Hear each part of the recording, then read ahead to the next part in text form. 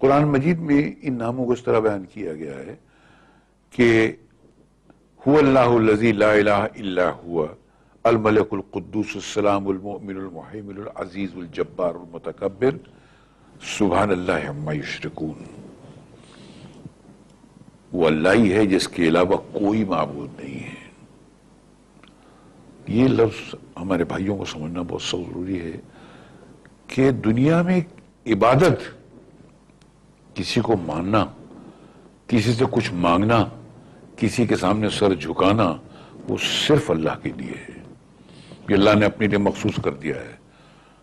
تو آپ کوئی ایسا کام مت کیجئے عبادت کا جو کہ صرف اللہ کے لیے مخصوص ہے. اگر آپ نے کوئی ایسا کام کیا جو عبادت میں آپ اللہ کے لیے کرتے ہیں تو آپ اس کے ساتھ کسی کو شریک کرتے ہیں اور اسی کو شرک کہتے ہیں سر. تو کبھی مت کیجئے گا سر، کوئی کتنا بھی بڑا ہو. یہ صفت اللہ نے اپنے لیے خاص کر رکھی ہے. اللہ کے سوا کوئی کسی سے کچھ مانگ ہی نہیں سکتا ہے، کسی کی عبادت کر ہی نہیں سکتا ہے. اچھا، یہ صفت کے علاوہ قرآن مجید میں بھی بار بار واضح طور پر بیان کر دیا گیا ہے.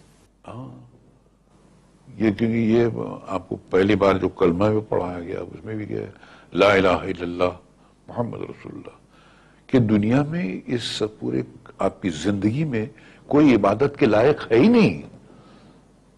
کوئی بادشاہ ہو، کوئی بھی کیسا بھی ہو، پیغمبر ہو، رسول ہو، کچھ بھی ہو، وہ عبادت کے لائق ہے ہی نہیں، صرف اللہ.